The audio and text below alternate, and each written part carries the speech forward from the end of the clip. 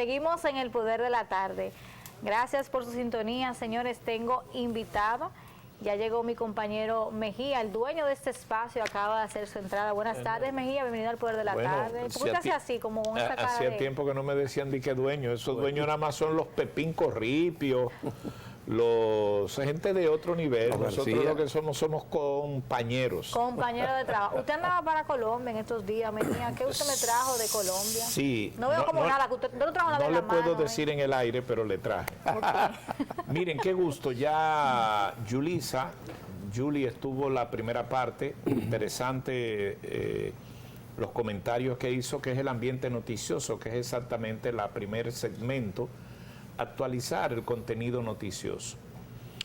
Hoy tengo el gusto, el privilegio, el honor de compartir con ustedes, con Yulisa, un invitado que le he solicitado con mucho tiempo este tema por el día que se trata. Es el historiador, el licenciado Juan Daniel Balcácer. Como ustedes saben, Juan Daniel Balcácer es además miembro de número de la Academia Dominicana de la Historia, que en un poco quiero también hablar qué es la Academia de la Historia. Y hoy hay una fecha muy especial desde el punto de vista de la historia de la República Dominicana.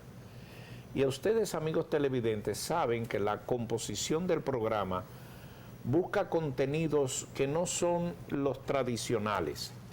¿A qué me refiero? Los contenidos tradicionales son, como era el programa en el pasado, comentando las noticias, la actualidad, todo eso. Miren, hay 714 programas de eso. De este tipo de contenido es otro. Temas como, por ejemplo, ¿qué vamos a tratar hoy? La independencia efímera. Wow. Muy interesante. Para aprender, vamos a aprender todos. Claro, lo que nos gusta a nosotros, nos convertimos en alumnos. Así es.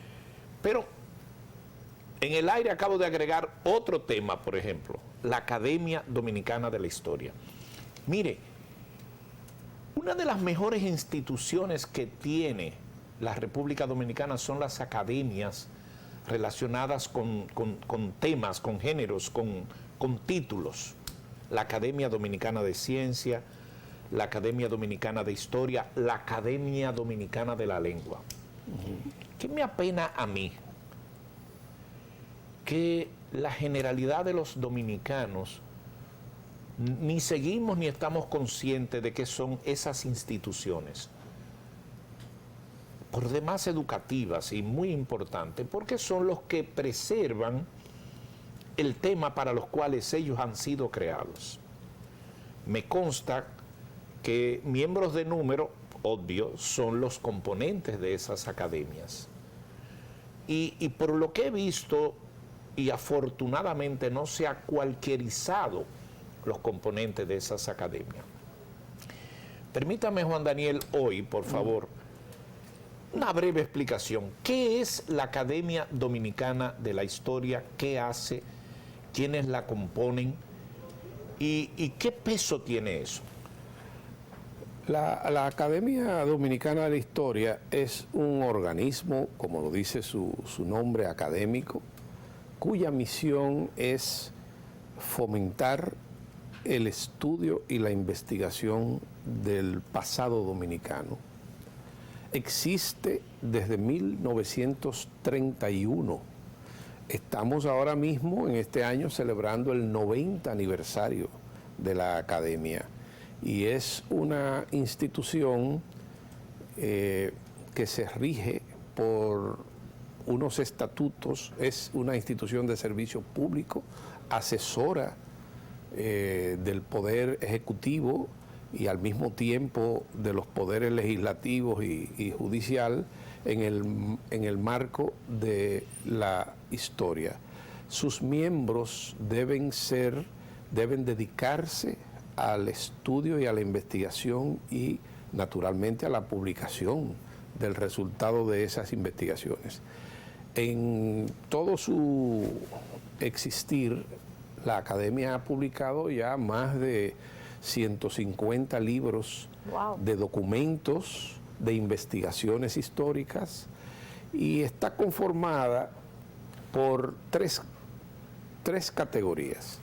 miembros de número, que son los que tienen derecho a voto y forman parte de la asamblea de la institución, miembros correspondientes y miembros correspondientes extranjeros. Esos son los académicos que viven fuera. Si, por ejemplo, mañana yo tuviera que irme a residir al extranjero, en mi condición de miembro de número tendría que pasar a otra categoría. El miembro de número, tanto los miembros de número como los miembros correspondientes son seleccionados. Eso no es una institución como un club que tú de voto llena, ¿no? Y llena una petición, una solicitud. No, ¿Cómo no. se selecciona eso? Se selecciona en función del trabajo del historiador. Okay. Tú puedes egresar. Qué interesante. Tú puedes egresar de una universidad con título, maestría, doctorado en historia, y si no tiene obras publicadas de acuerdo con los requisitos académicos internacionales, no es considerado, no por esta academia, por ninguna academia. Entonces, las academias en el plano internacional son, al mismo tiempo, tienen convenios suscritos. Entonces, el que es miembro de número de una academia específica es miembro correspondiente de otras academias. Por ejemplo, yo soy miembro correspondiente de la Academia de Historia de España y de otras instituciones, y tengo mis acreditaciones. Y igual todos los demás. Si hay un evento, te dan tu credencial en tal. Claro, puedo participar como miembro de número. Entonces, el miembro de número puede ser parte de la directiva, pero además participas en las asambleas. ¿Quién elige la directiva? Actualmente el licenciado José Checheco. Yo soy vicepresidente de esta directiva. Ya en otra ocasión fui vicepresidente también con Frank Moya Pons, mi colega querido, y además me siento muy orgulloso porque la academia ha tenido una serie de figuras que la han dirigido: Bernardo Vega, Muquien San, José Ches, Frank, Roberto Casá, han sido los presidentes, Emilio Cordero Michel, que en paz descanse. Es decir, hemos tenido Polanco Brito, Monseñor Polanco Brito, Julio Genaro Campillo Pérez, fue también presidente, Emilio Rodríguez de Morici, uno de los hombres, de los historiadores, que él solo ha publicado más de 100 libros. Juan Daniel, de documentos. Acuso la incultura de la pregunta. ¿El historiador necesariamente tiene que ser un profesional, tener una licenciatura en alguna rama de la educación? ¿Puede ser autodidacta? ¿El historiador tiene que tener un título para ser? No. ¿Cómo se consigna la categoría de historiador? Tú puedes tener título universitario de historiador, licenciado o maestría o doctorado en historia, pero si no tienes una obra escrita, publicada, ¿cómo se reconoce tu trabajo? Te puedes dedicar a la pedagogía, te puedes dedicar a enseñar. Qué interesante. A la investigación. Fíjate, en los estatutos de la academia, muy claro dice que cuando un historiador tiene 3 o más obras publicadas, se considera apto para ingresar. Eso no quiere decir que no sea historiador. Entonces, antes, durante la era de Trujillo, las universidades dominicanas, o la universidad, porque nada más había una, no tenía carrera de historia. Entonces, ¿qué pasa? Lo que pasaba aquí pasaba en otros países. Los abogados eran los más afines con la ciencia de la historia y de la investigación por su vocación a la lectura, a la investigación, y casi todos los historiadores de la época, Emilio Rodríguez de Morici, Betilio Alfao Durán, Porfirio Báez, todos eran abogados. Doctor Pedro Troncoso Sánchez, eminente duartista, y luego de 1974 en adelante, primero comenzó la Universidad Autónoma, incluyó la licenciatura. Ahora hay maestrías En historia. en historia, especializado en historia dominicana. Y hay muchos ya colegas. ¿Varias universidades o alguna? No, la Universidad Autónoma, la madre y maestra tiene, creo que la Católica de Santo Domingo, es decir, ya hay en el país. Antes había que irse fuera a estudiar. ¿No estás curiosa, Juan Daniel? En tu caso, ¿cuál fue el leitmotiv? ¿Por qué te haces historiador? Yo comencé a estudiar ciencias políticas, sociología en Nueva York, donde yo me formé. Y en una ocasión fui invitado como estudiante a un simposio en la Universidad de New Hampshire. El simposio se llamaba La mística de la Revolución Cubana en América Latina. Y entonces, como yo pertenecía a un grupo de estudiosos de las ciencias políticas y sobre todo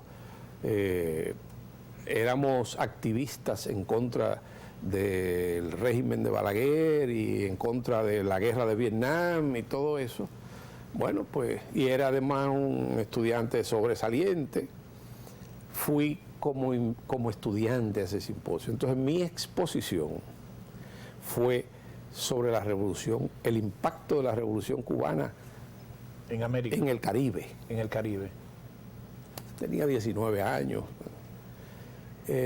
Y Muy joven. una joven socióloga de la Universidad de New Hampshire, al enterarse que yo era dominicano, me hizo una pregunta sobre la dictadura de Trujillo, que yo no supe responder. ¿Cómo va a ser? Bueno, yo, como todos los jóvenes, No, y vivías allá en Nueva York. no, y además ¿A qué edad tú fuiste a Nueva York?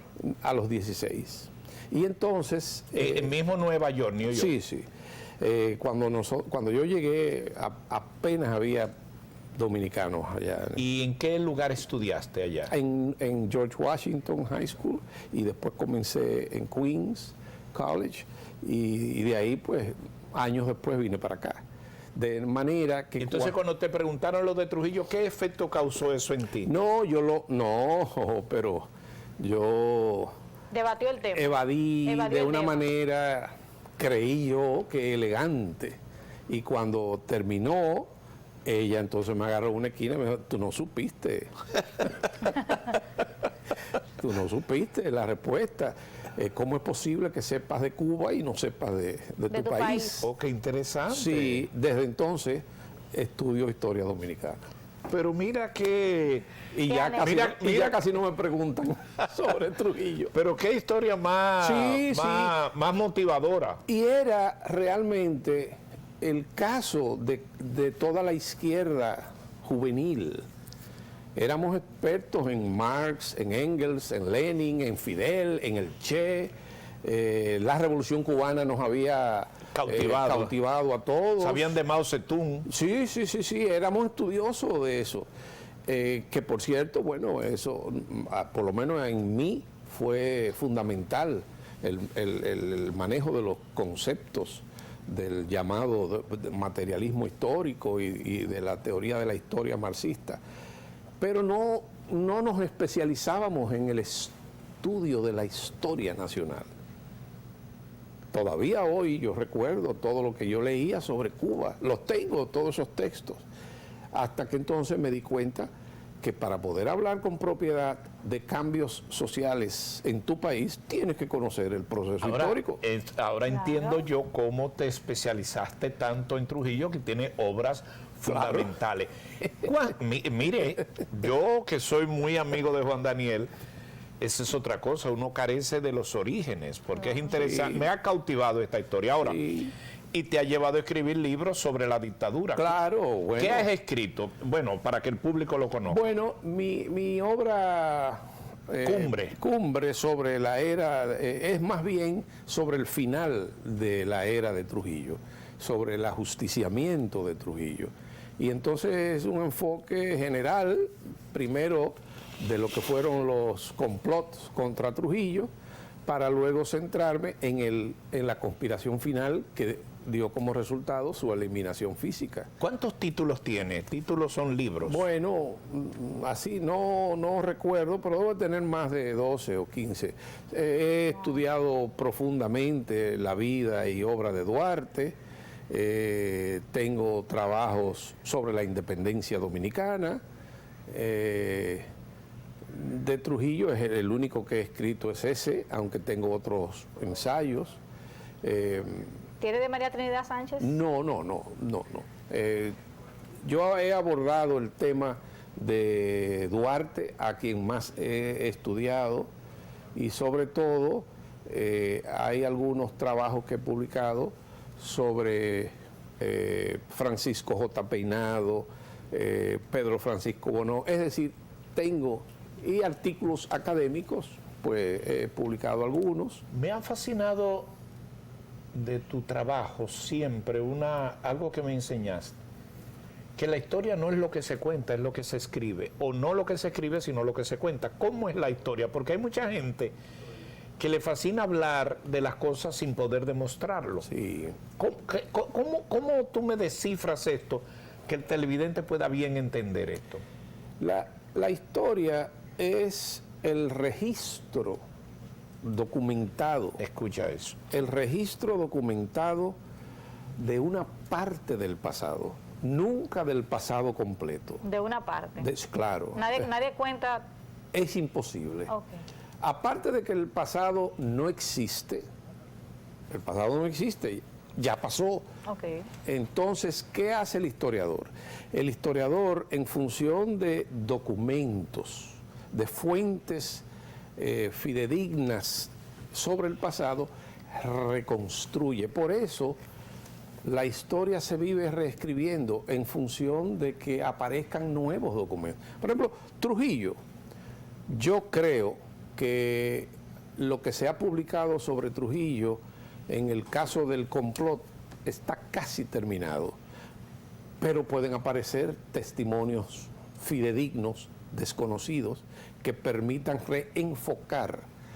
Y lo mismo pasa con las biografías de personajes. Por ejemplo, hay X cantidad de biografías sobre Hitler, sobre Stalin, sobre Churchill, sobre el mismo Trujillo. ¿Y por qué tantas biografías diferentes? Porque cada historiador tiene perspectivas diferentes en función de las fuentes. Juan Daniel, aunque te traje a hablar de la independencia efímera, estamos en otro tema y está más fascinante. Bueno, ahorita hablamos de lo efímero. Y además de la documentación que sirve de fuente para uno escribir, están también los testimonios. Ahora, el testimonio oral, el testimonio de un testigo, tiene que ser sometido a una revisión crítica por el historiador.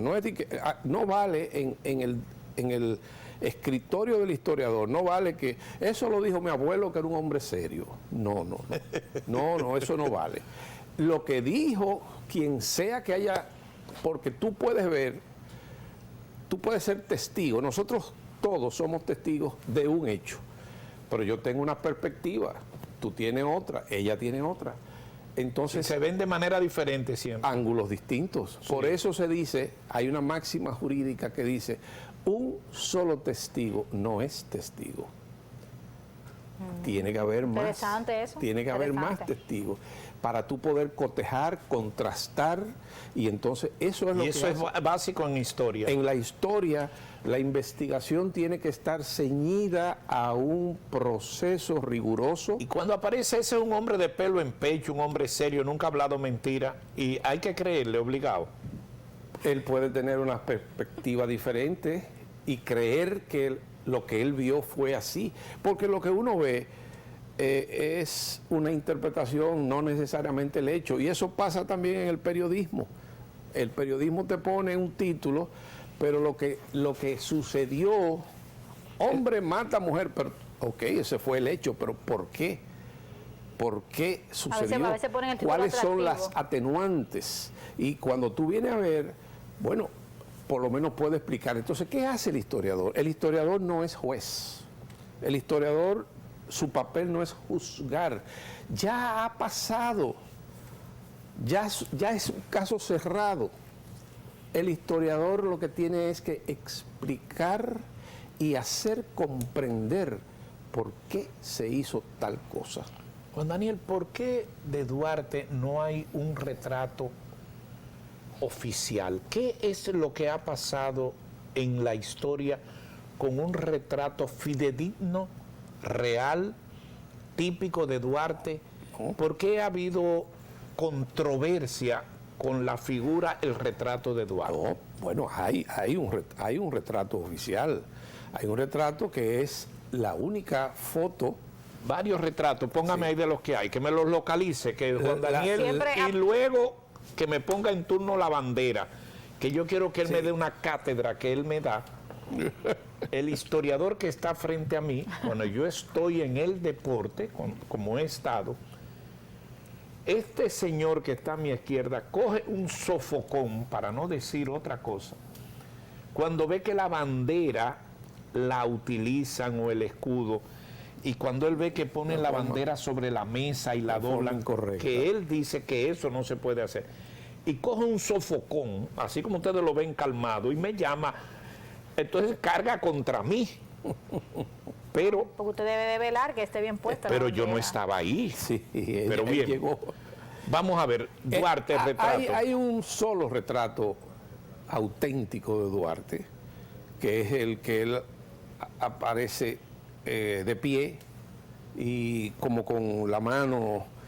Ese es un daguerrotipo. En esa época todavía. ¿Qué es un daguerrotipo? Es una foto, pero todavía no con las técnicas modernas que conocemos de la foto. Y en el siglo XIX existía. El daguerrotipo es previo a la foto ya profesional. Es como si fuera una pintura. Es casi como un grabado. Pero ella pregunta que si... No. No es una pintura. Es de la persona. Y Duarte, eso se hizo en Duarte, a Duarte, en 1873, ya enfermo, y por eso se ve un poco demacrado.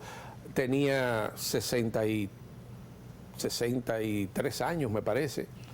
Este que está aquí. Ese es auténtico, ese es Duarte, en 1873. ¿El autor de ese daguerrotipo quién es? Próspero Mella, un venezolano. Eso fue en Caracas. Esa foto, se le llama foto, se la envió Rosa Duarte, la hermana, se la envió al historiador José Gabriel García y a Emiliano Tejera, y esa foto se conoció aquí después de 1884, ya cuando los restos de Duarte habían sido trasladados al país. Entonces, después de esa foto... Pero hay muchas instituciones oficiales del gobierno que tienen fotos que no son esas. No, pues bueno, porque hay que la han cambiado. Cuestiones de preferencia, de que es muy viejo y que se ve muy desbaratado. Bueno, pero ese es el auténtico, ese que estaba en el peso. Búsqueme otra foto de Duarte, ahora, director, porque hay muchas. Hay otras. Entonces, hay dos óleos. Eso es importante aclararlo. Ese que pusimos ahora es el Duarte oficial.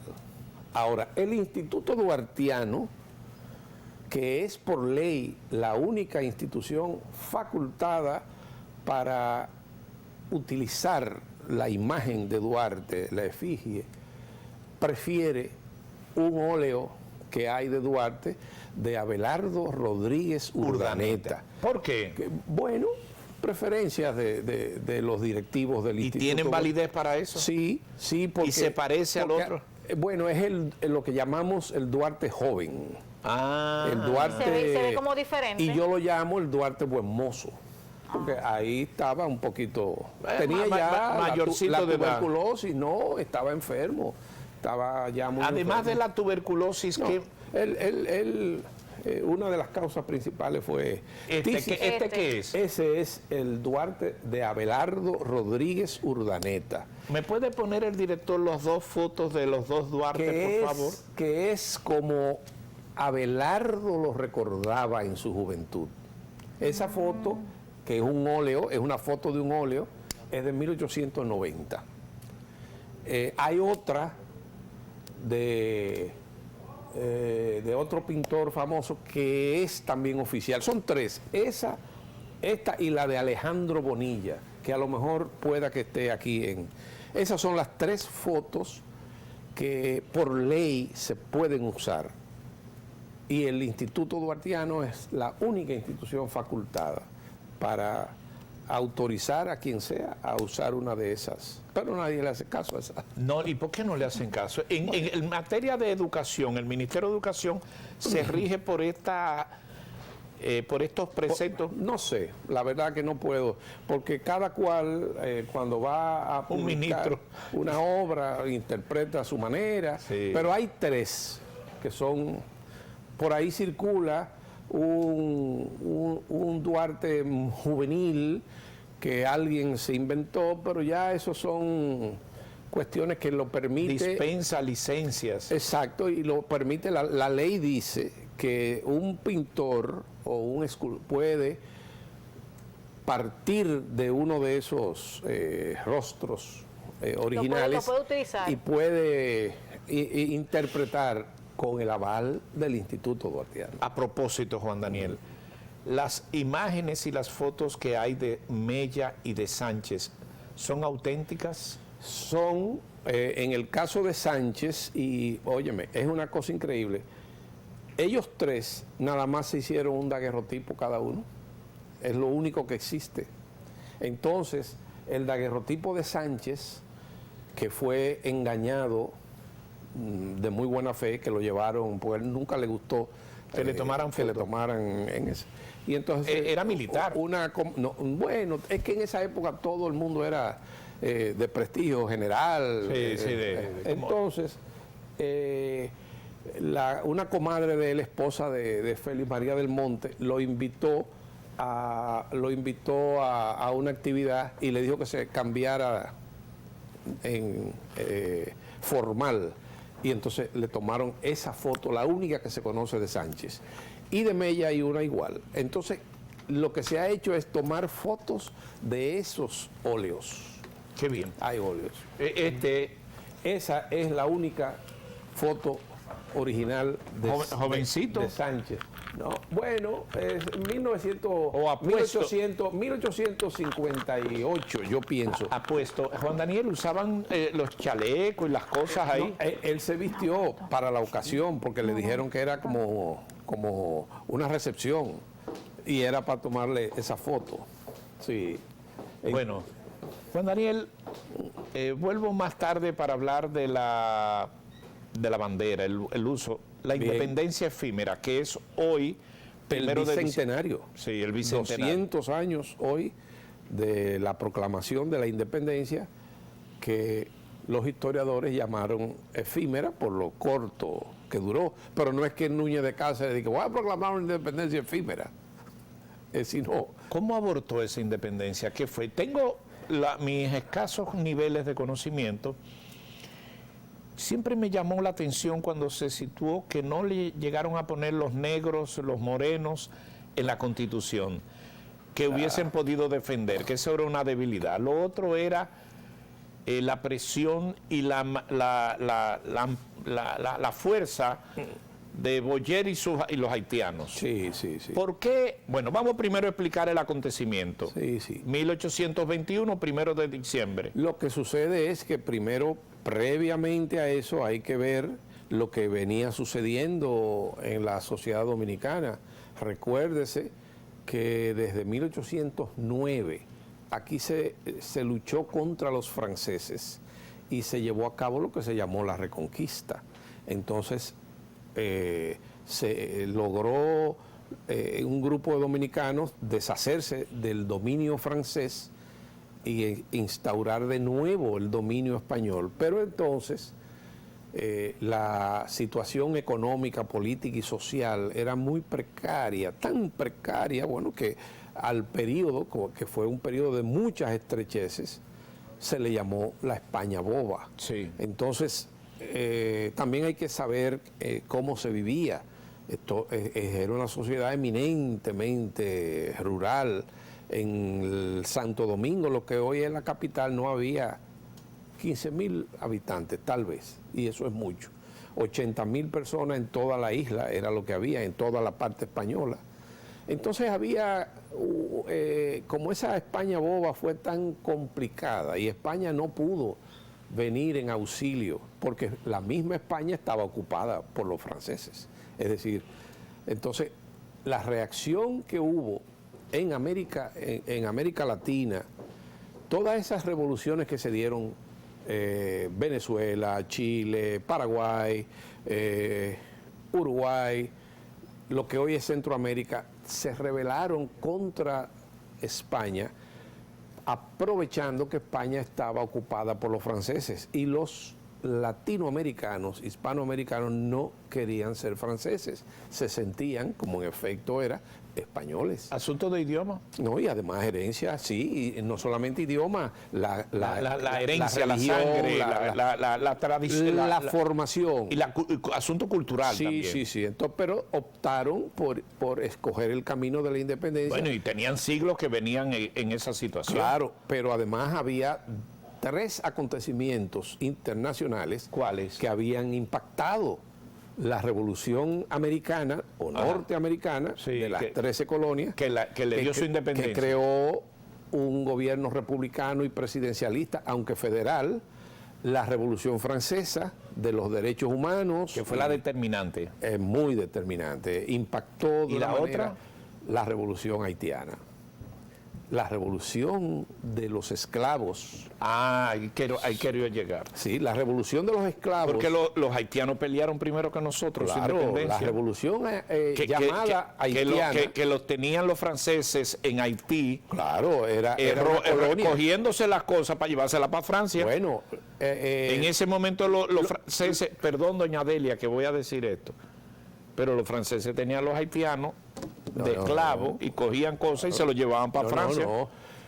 La parte francesa de Santo Domingo, que se llamaba Saint-Domingue, no se llamaba Haití. Así es. Era la colonia más rica del Nuevo Mundo, orgullo de la burguesía francesa.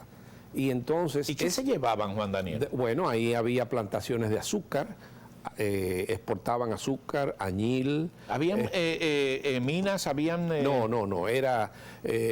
productos. Madera. Azúcar.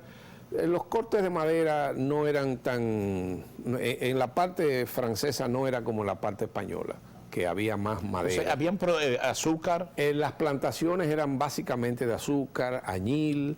Había jengibre, eran muchos productos, pero básicamente las plantaciones eran de azúcar.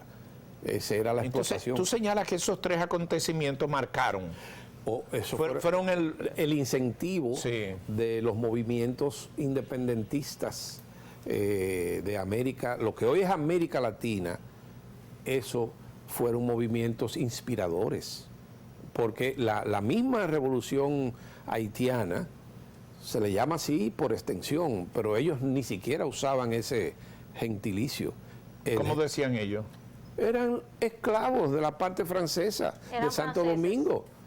Recuérdese que el nombre de Haití existe desde 1804 y de ahí en adelante es que los habitantes se llaman haitianos, el gentilicio. Pero de todos modos, la revolución haitiana impactó y asustó no solamente a la burguesía francesa, sino también a la norteamericana, porque en Estados Unidos, en el sur, existía la esclavitud y allá se temió que Estamos hablando del litoral de Atlanta para abajo. Sí, todo el sur de Atlanta, porque una no eran creciente negritud, no esclavitud. Claro, bueno, pero eso duró. Y con mucha fuerza. Eso duró.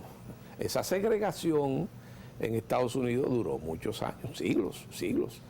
Yo recuerdo haber visto cuando yo llego a Nueva York, en esos años, es que está el movimiento cívico por los derechos civiles de Martin Luther King, Malcolm X y ese grupo. Todavía había una segregación racial tremenda. Entonces, Esa es la antesala que tú muy bien has descrito para la independencia Bueno, efímera. la independencia efímera, entonces, la crisis que hay en el Santo Domingo Español, coloca al núcleo dirigente en la siguiente circunstancia. Bueno, España no nos puede ayudar porque España está ocupada por Napoleón. Por los franceses. Sí, está ocupada. Y no por podía. Napoleón y Josefina. Sí, y gobernaba el hermano José Napoleón, José Bonaparte. Es decir, no nos podía auxiliar. Aquí había miseria. Entonces había... ¿De qué año estamos hablando? 1810 a 1821. O sea, el preámbulo de la independencia. Entonces, ¿qué pasa? Haití tenía a su vez el problema de que Francia nunca desistió de recuperar la parte francesa y mantenían sus colonias en las Antillas. Y entonces se había iniciado un movimiento tendente a recuperar la parte francesa. Pero además habían perdido la parte española. Sí. Y también ellos querían ocupar la parte española. Entonces Haití ya, porque Haití estaba dividido en un reino y en una república después que fue asesinado el emperador Dessalines, el país se dividió, una monarquía en el sur y una república en el norte.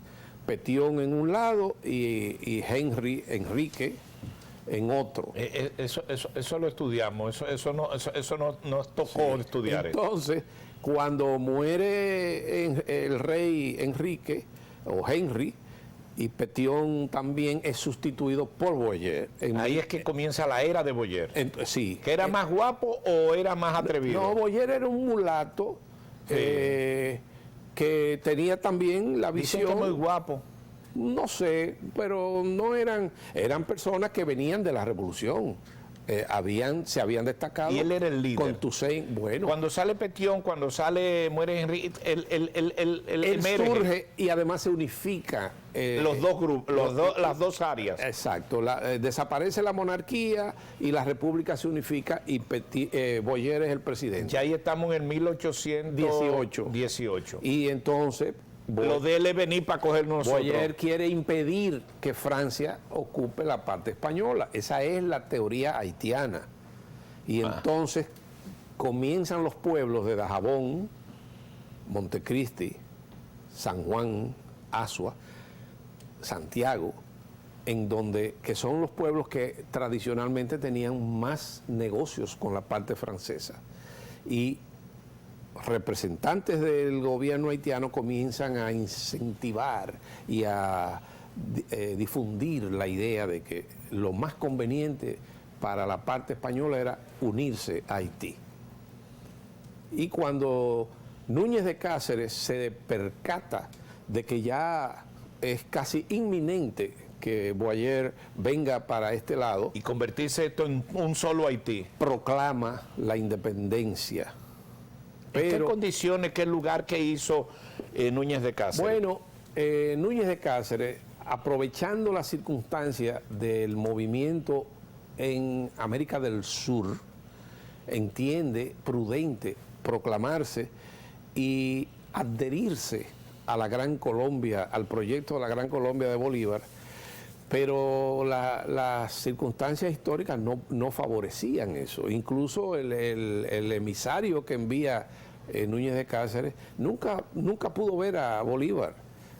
Bolívar estaba en guerra allá arriba por otros lares y no iba a poder disponer de fuerzas. Entonces Núñez de Cáceres proclama sin tirar tiro y nada. No, eso fue pacíficamente lo hizo. Una proclamación que hicieron preso al gobernador español que había aquí, apellido no era Quindelán, era Pascual Real.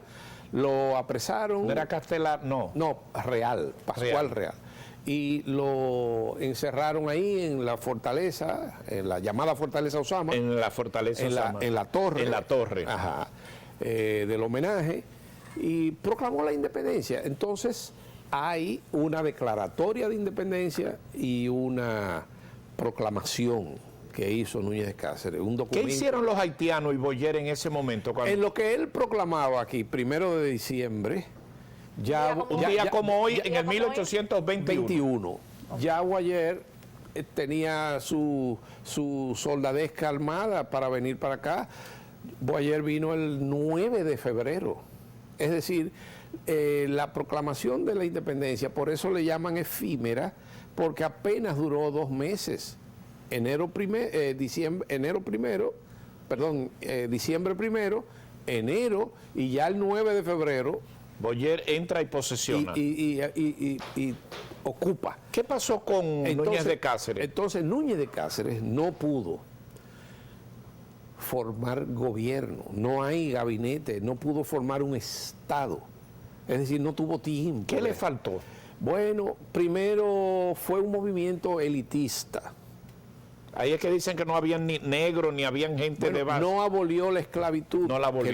Que eso hubiese podido, quizá. Ni la puso en la Constitución ni nada. No, porque no hubo, es que no hubo tiempo de hacer nada de eso. Y entonces, ¿qué sucedió? Que cuando cuando Boyer viene para acá, encuentra que la mayoría de la población, que era mulata, que era negra,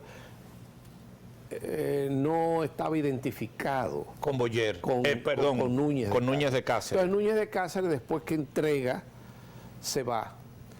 Pasó por Venezuela, resentido, fue adverso a Bolívar, y después terminó en México, donde ocupó posiciones muy importantes, donde vivió, en el estado donde vivió, y fue una figura muy admirada y reconocida por allá. Extrañamente, no sé por qué, él murió... ¿No volvió al país? No, él murió en 1846, me parece, pero no regresó después de la independencia, no sé por qué. En el 1844 no tenía que percatarse, pero no volvió. Bueno, sí, en lo... ¿Cómo lo registra él la historia? No, ¿Con elevado rango de sí, patriota o qué? No, sus restos están en el Panteón de la Patria. Es una figura que amerita un reconocimiento porque, mal que bien, fue la primera independencia dominicana. Bueno, más entonces, mal que bien, fue más que bien, porque fue, aunque fue efímera, pero fue. No, claro, es el primer intento de dotar al pueblo dominicano de su independencia, de un Estado independiente, que no pudo prosperar. ¿Él era militar? No, él era una figura eminente, era licenciado, creo que en Derecho, egresado de la universidad aquí, sí, de Santo Domingo, y entonces... publicó un periódico, hay escritos de él interesantes. Hoy tiene el honor de estar en el Panteón Nacional. Claro, claro. Y una calle muy importante de la ciudad. Claro. Y varias urbanizaciones es una también. figura poco conocida. ¿Por qué? Bueno, esa era mi pregunta. Porque el movimiento independentista... Perdóname, Juan Daniel, perdóname. Señor director, tenga la gentileza, colóqueme los teléfonos, porque siempre me gusta no ser habla solo, ¿verdad? Claro. Si usted le interesa alguna pregunta al historiador, exacto, puede tener la confianza de alguna inquietud, alguna consideración al historiador, lo que usted quiera, nos llama y puede participar. Le invito a que lo haga, si no yo tengo 29 preguntas que hacer y Julie tiene 2. Así es. Continúa. Te hablaba de Núñez de Cáceres. Sí, decía que su movimiento, sin duda alguna, es incipiente, pero es el primer esfuerzo por dotar al pueblo dominicano de su independencia. Pero qué extraño, Juan Daniel, que en el 22 al 44 son 22 años. Qué extraño que él no volvió a celebrar que nos libere. Que éramos independientes. Que cuando el movimiento duartiano, sí. Lo que sucede es que en aquel entonces los tiempos, bueno, cambiaban, pero ya él tenía, él se fue muy decepcionado de aquí, pero no con el pueblo, se fue decepcionado del fracaso de su Del apoyo, que experimento. no le dieron apoyo. Es que no fue un movimiento popular. Ahí vamos a entrar ahí. Saludos, buenas tardes, a su orden. Buenas. Adelante. Sí, qué interesante programa. Yo creo que es un programa nacional que debería de hay una pregunta que nos surge, ya que toda la familia está reunida viendo entrevista con Balcázar. La razón de Núñez Cáceres no tener el apoyo y abolir la esclavitud, ¿cuál era? ¿Era que él tenía algún comercio donde las personas de color trabajaban, o era xenófobo? ¿Cuál era la razón que no le dio participación para que ese momento de independencia fuese notoria y hubiese logrado lo que se quería aprender? Perdón, qué interesante pregunta. ¿De dónde nos llama? Le llamamos de acá de San Pedro de Macorís. Muy bien, y le felicito. Qué oportuna pregunta. Si xenófobo no era, es probable, hay quienes dicen, algunos autores, que él no quiso disgustar a la clase reducida de propietarios que había.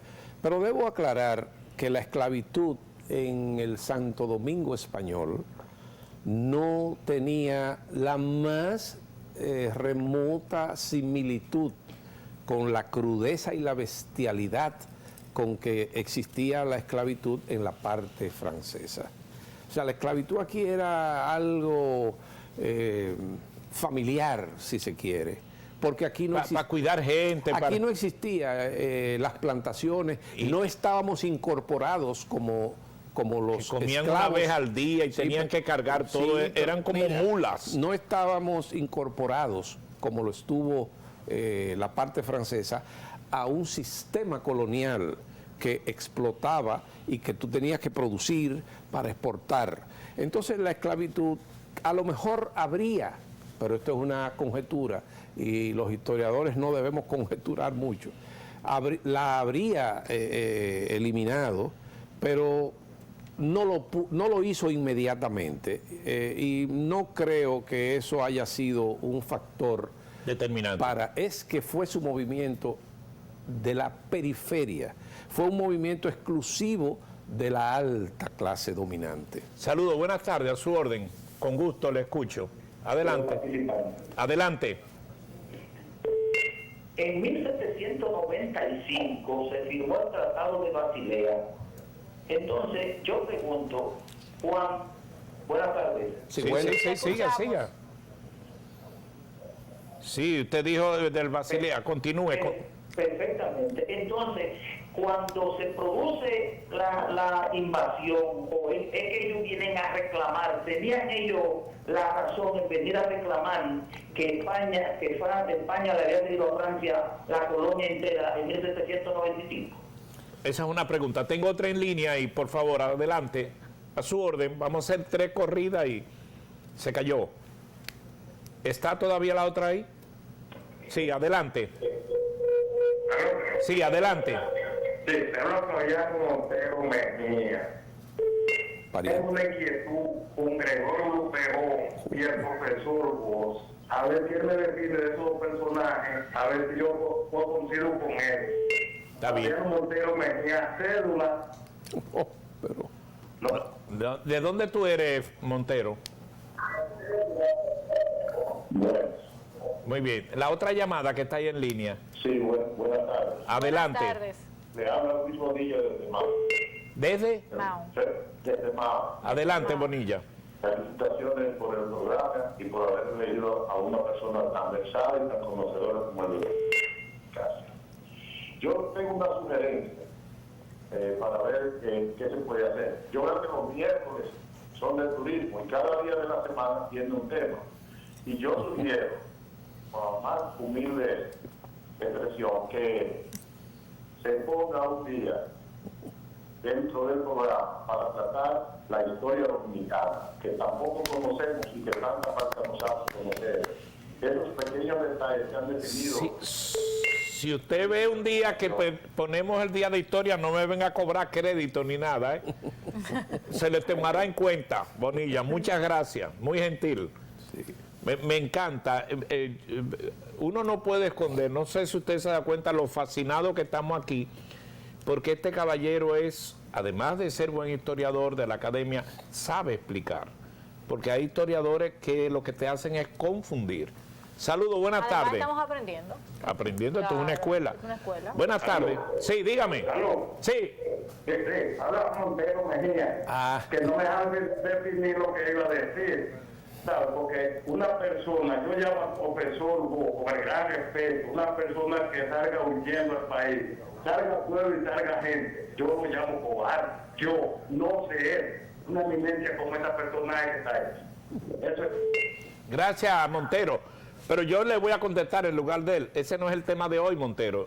Yo se lo voy a preparar para otro día, no se preocupe, que temor aquí no hay. Pero yo estoy en independencia efímera, quiero hablar de los símbolos y me tengo que descubrir una frase de Lili cuando los altares no muevan tanto que se van a caer los altares. Cosas así hoy. Pero le voy a anotar aquí, vos y Duvergé. Usted le dijo cobarde, ese es su derecho. Luperón. Luperón, de que Duvergé, Luperón. Mira, ya yo estaba en Duvergé y lo anoté aquí. Sí. La otra, y para entrar con Juan Daniel. Saludos, buenas tardes. Dígame. Buen día. Buenas tardes.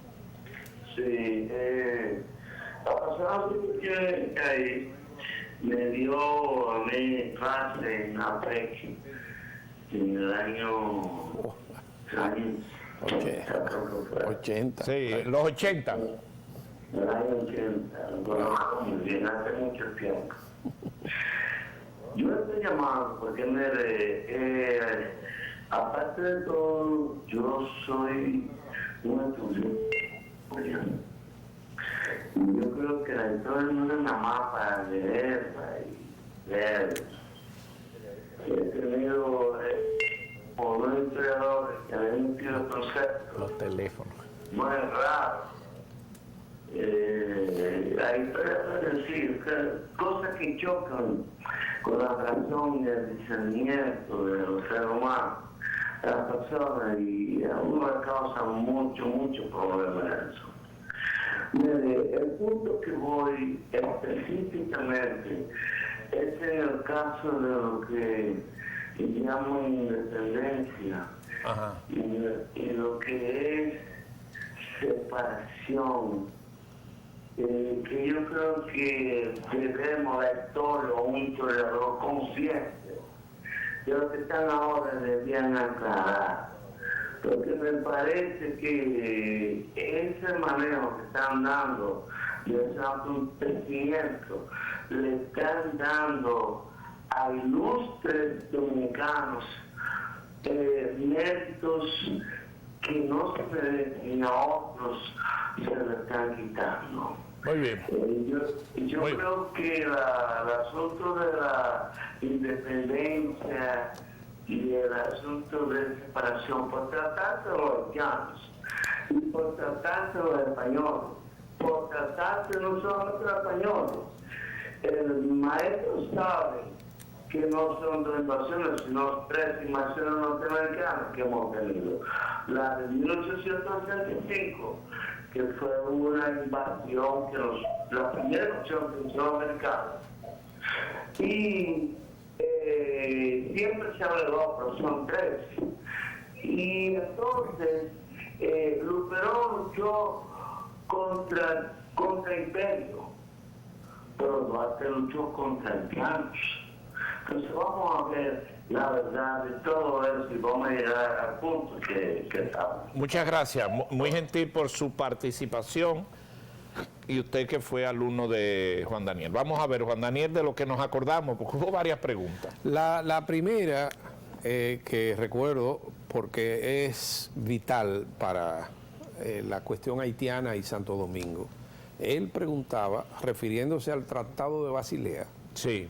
En el 1795. España, a raíz de haber perdido una guerra, cede a Francia la parte española. Sí.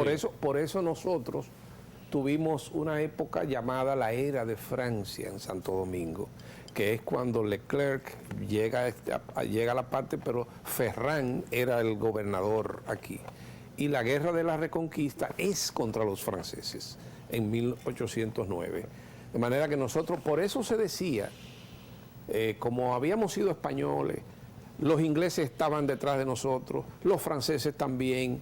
Hay una famosa quintilla del padre Vázquez que dice: ayer español nací, a la tarde fui francés, a la noche etíope fui, hoy dice que soy inglés, ay, ¿qué será de mí? Eso se decía aquí en Santo Domingo, porque teníamos varios dueños. Varios dueños. Hoy podíamos amanecer con una bandera y mañana otra. Entonces, el Tratado de Basilea invocó Toussaint Louverture en 1801, el Tratado de Basilea, para ocupar la parte española. Y por eso unificó durante un tiempo la parte española con la parte francesa, que todavía no se había independizado. Toussaint hace eso en nombre de Francia, pero no estaba facultado por Francia para ocupar esta parte.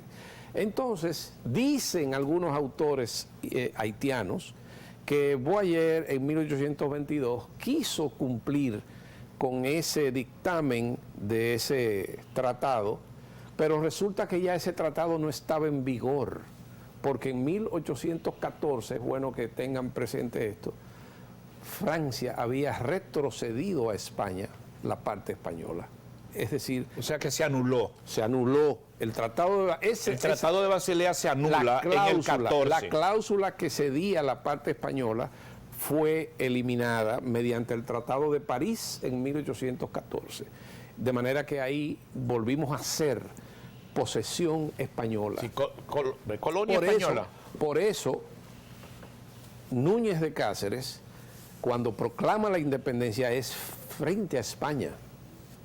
Entonces, Pedro Enríquez Ureña... Buen dato recordándolo. Sí, Pedro Enríquez Ureña, eminente hombre de letras, intelectual de América, sostenía que la independencia dominicana era un proceso que comenzó en 1821, se manifestó y se expresó en 1844 en su forma más elevada, pero no pudo materializarse plenamente hasta que pasó la Guerra de la Restauración y sobre todo... Que fue en el 1863-65, que ahí es que está Capotillo. Sí, pero sobre todo que fue contra España también. Claro, pero sobre todo... Historia, un momentico, repíteme eso, Juan Daniel. Porque me gusta ese concepto de Pedro Enrique. Sí, Pedro Enrique Ureña. Es un proceso. Es un proceso que tiene la de... inicio, Núñez de Cáceres. Sí, 1821. 22. Pero entonces hay un hiato largo de 22 años con la ocupación haitiana. Entonces, en época de Boyer. En 1844... viene la independencia promovida por Duarte y sus compañeros, que se cita el 27 de febrero. Es el máximo movimiento, pero esa independencia se eclipsa con la anexión a España. Que ahí es que surge la figura emblemática de Don Pedro. Bueno, ya no, la figura ya existía, sí, pero ahí se destaca. Y entonces... coge el mando, el poder, y entonces viene el tema este que perdimos momentáneamente. No, claro. Entonces, la guerra restauradora, como dice su nombre, restaura la República. Fueron 2 años la guerra restauradora. 63-65. Sí, porque hay quienes quieren cuestionar eso y decir que fue un poco más larga. No. La guerra restauradora comienza con el grito de Capotillo. Que es el punto de Capotillo, su punto insigne. 16 de agosto 1863 y termina en julio de 1865, cuando se van los españoles. Entonces, según Pedro Enríquez Ureña, son 3 procesos: 1821, 1844, guerra restauradora y ojo. ¿Te gusta ese concepto? Sí, no, yo me identifico plenamente. Entonces dice Pedro Enríquez Ureña que fue menester la guerra de los 6 años contra Buenaventura Báez, cuando se intentó anexionar el país a los Estados Unidos, Sí. que estuvimos al punto de ser una colonia más, una estrella más. ¿Puedes recordar qué fue el punto determinante para que eso no se materializara? ¿Qué? Cuando Buenaventura Báez, No, la guerra de los 6 años, donde destacó ¿quién? Luperón, Gregorio Luperón y otros. La Y espada. Entonces, dice Pedro Enrique Ureña ¿En qué que año fue a raíz de esa guerra de los 6 años, una guerra, los dominicanos, 6 años peleando, Sí. Siempre hemos peleado. sí, entonces surgió, se produjo lo que llamó Pedro Enrique Ureña la intelección de la idea nacional. Porque a partir de 1874, los dominicanos no volvimos a pensar en que una potencia extranjera nos dominara. ¿Y qué pasó en el 17-1900? En el 1900, Bueno, de ahí hasta entonces no hubo más. ningún gobernante, porque es que antes, desde 1844 en adelante, los gobernantes, o Santana o Báez, siempre andaban buscando quién nos viniera a socorrer. Aun cuando Buscando un fuese... padrinazgo. Sí, sí, aunque hubiese sido necesario sacrificar la independencia, como en efecto sucedió en el 61. Entonces Báez en el 69-74 intenta Sí. incorporar, y eso produce esa guerra en la que los dominicanos sencillamente se opusieron. Y abrieron varios frentes. Claro, claro, fue una guerra muy dura, pero de ahí en adelante no hubo, ni siquiera Lilis pensó en anexionar este país a otra Daniel, potencia. abuso del tiempo, sé que te quise hablar nada más, pero eso fue un gancho, te iba a hablar de todo. Me tocaste Lilis. ¿Qué personaje Lilis? ¿Sí? Un Y dictador. háblame un poquito de Lilis y su periodo y por qué él dijo no muevan tanto los altares que se van a caer. ¿Qué quiso Lilis decir con eso? Lilis era un perdón, Lilis, que fue un gobernante de hierro, dictador muy típico, pero Santo Domingo, el país, era una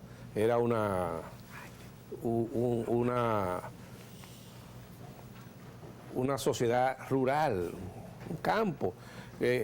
Con Lilis gobernó primero, su primer gobierno fue en 1884. En ese entonces, desde 1880 hasta 1886, la Constitución establecía que los gobiernos duraban 2 años, nada más. Entonces, Lilis gobernó muy bien en esos 2 años, pero volvió en el 86 y de ahí en adelante se mantuvo en el poder. Y todo el que se oponía o se ponía en el medio, incluyendo Luperón, que fue su progenitor intelectual prácticamente, lo sacaba De circulación. o del país. Gobernó con mano de hierro. Muy férreo, entendía, nada más tenía su fórmula para manejarse con sus enemigos se ceñía a tres opciones: el encierro, el entierro o el destierro. Wow. Todo era hierro. Sí, todo Era hierro. Y era un El hombre- entierro. el encierro o el destierro. Es decir, y en esa época todo era revoluciones. Entonces Lilis era también una expresión de la psicología popular. Sí. Y eso de no me muevan el altar, Que se pueden caer los santos. eso vino a raíz de la polémica que se suscitó cuando se estaban buscando quiénes debían ser los padres de la patria. Y bueno, cada cual tenía su prócer preferido. Sí. Santana, los santanistas a Santana, alguien mencionó a Báez, uno que Duarte, otro que Sánchez. Y nada, y esa polémica sucedió así desde 1880, se estaba discutiendo aquí quién debía ser el fundador de la República. Entonces, mientras se discutía eso en los periódicos de la época, encontraron los restos de Mella que estaban perdidos en Santiago. Y cuando trajeron los restos de Mella a la capital en 1890, por ahí, Lilis aprovechó, porque en su gabinete Lilis tenía duartistas y sanchistas, y cada cual jalaba para su lado. ¿Tenía su preferencia? Sí, sí, influyentes, todos. Entonces, ¿Se oponían? Lilis, entonces, pero aquí está mi solución. Y entonces, mediante una resolución. No fue un decreto. No fue un decreto, fue una resolución. Dispuso que se le rindieran honores con motivo del 27 de febrero a Duarte, Sánchez y Mella. Pero los sanchistas y los duartistas, todo el mundo siguió protestando, y los santanistas por su lado. Entonces él dijo, no me muevan el altar porque se me caen los santos. Y así, igualmente, Lilis tiene una frase también lapidaria en medio de una revuelta de un grupo en contra de él, atraparon a un dominicano. ¡Viva Báez! ¡Viva Báez! Pero ya Báez había muerto.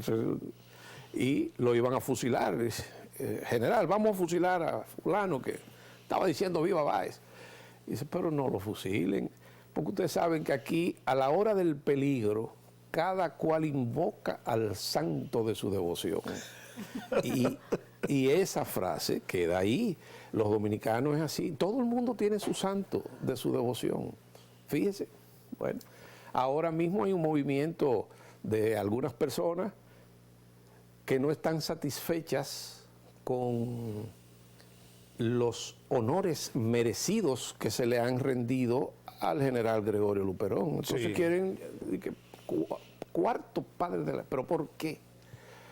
Si Gregorio Luperón, el concepto de padre de la patria responde a quien fundó una nación. Gregorio Luperón, cuando el 27 de febrero de 1844 tenía 5 años de edad. ¿Y entonces por qué quieren que sea padre de la patria? Él restauró, ayudó, porque no fue el único. Un grupo. Claro. Fue la espada. La restauración es una obra colectiva de hombres y mujeres, pero de hombres que se fajaron. La grandeza de Luperón está más allá de la guerra restauradora. Es precisamente después de la guerra restauradora que se constituye en el líder del Partido Azul y en un demócrata por excelencia y en un antillanista y en un defensor de la patria y de la nacionalidad. Esa es la grandeza de Luperón. No es la restauración, pero en la restauración era un soldado, como lo fue Lilis, como lo fue Pepillo Salcedo, como lo fue Gaspar Polanco. Era un soldado destacado. Ahora, no fundó la República, no puede ser padre de la patria, pero sus restos están en el Panteón de la Patria. Es uno de los grandes héroes dominicanos. Yo no sé qué más se quiere. ¿Llegará el tiempo en que se revisará sí o no que Pedro Santana esté ahí? Bueno, hay quienes están abogando por eso. Es más fácil, siempre he sostenido que es más fácil entrar al Panteón que salir. Lo entró Balaguer. Yo creo que se abriría un hueco muy difícil de tapar si se comienza a sacar restos de ahí. No debieron entrar nunca, pero ya que están ahí, a los muertos, yo creo que hay que dejarlos descansar tranquilos. Y por tanto, no aboga, no estarías de acuerdo que se remueva. Mira, ¿quién fue fundamentalmente el emblema, el símbolo frente a las invasiones haitianas? Pedro Santana. Y por eso fue que Balaguer lo llevó. Balaguer lo dijo en su discurso. Memorable discurso. Entras aquí memorable porque fuiste grande frente a Haití. Y como dijo uno de los televidentes amables que llamó, nosotros nos independizamos fue de Haití. O sea, Haití tenía sus razones para justificar su dominación, pero la dominación haitiana nada más se propuso no preservar a los dominicanos, sino convertir a los dominicanos en haitianos. Está claro eso.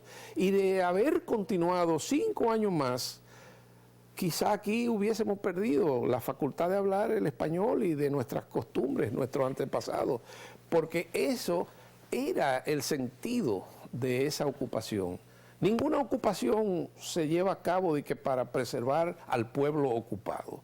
Los imperios son así. Los romanos ocuparon, sustituyeron a los griegos y cada cultura absorbe a la dominada. Eso es así todo. Entonces, fíjate una cosa, en 1795, Toussaint Louverture ocupó 5 pueblos dominicanos. Y esos pueblos, 40 años después, perdieron la capacidad de hablar español y perdimos los pueblos. San Miguel, Hincha, donde nacieron los Santana, era dominicano. San Miguel, San Miguel de la Atalaya, una de las Bánicas, eran 4 pueblos.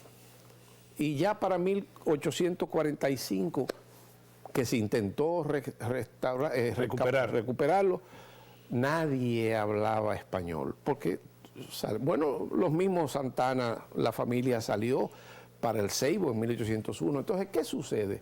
Esos fueron los pueblos que en 1929, en el primer tratado fronterizo dominico-haitiano, hubo que reconocer que ya pertenecían a Haití. Y entonces, mediante ese tratado, se cedió definitivamente esos terrenos a la República de Haití, y a partir de ese año, cuando Horacio Vázquez, nosotros entonces tuvimos que cambiar hasta la cartografía dominicana para adaptarla a la realidad que hoy conoce el dominicano. Bueno, Juan Daniel, nos hemos ido a tajón. Nutrido. Está aquí, lo quiero excusar, yo con él, me llevé de camino al deporte, la sesión, caramba, los anuncios. Lo que todo. pasa es que cuando estamos ante un tema así de interés, y un saludo a don Alfonso Poy, a quien dedico el programa de hoy, que son de las personas, él vive en Estados Unidos, en Nueva York, en un estado de los de Nueva York, pero son de los dominicanos que disfrutan este tipo de programa. Se lo dedico a él y a todos ustedes. Miren por qué. De vez en cuando hay que hacer estas escuelitas, estas historias y recordar. Me faltó el uso de la bandera, nos faltó tiempo, pero el televidente Bonilla de Mao recomendó que tuviéramos un día de historia aquí. Sí, tenemos. Lo que pasa, Bonilla, que no tengo dinero ni tiempo para pagar a Juan Daniel, que es un colaborador nato y neto, no es mercurial, los historiadores no lo son, pero tienen el tiempo más ocupado. ¿Qué estás escribiendo, Juan Daniel? Estoy trabajando en algunas cosas, todavía no puedo revelar de qué se tratan, pero estoy escribiendo algunas cositas. Muchas gracias. Sí, gracias. Juan Daniel Balcácer es historiador dominicano, como dije, es miembro de número de la Academia Dominicana de la Historia. Antes de marcharnos, Yulisa, ¿qué te ha parecido tú como joven? ¿De qué te sirve este programa? De nutrirme, informaciones claves que yo no sabía, que ya me voy informada. De verdad que sí, que nosotros como dominicanos debemos de darle hoja para la izquierda, como decimos los dominicanos, y estudiar nuestra historia dominicana, porque muchos de los jóvenes no conocen esa historia que se acaba de decir aquí, de desarrollar este tema aquí tan importante en el Poder de la Tarde, y totalmente de acuerdo con el oyente que deberíamos de tener un día de historia. Así yo me nutro y los televidentes también se nutren de la historia dominicana. Muy bien, con esto la jornada de hoy concluye, pero bueno, vamos a tener el gusto de mañana volver. Mañana viene Jueves de Cultura. Así es. el viernes musical, pero hoy estábamos en miércoles de historia. Hasta mañana, gracias por su atención.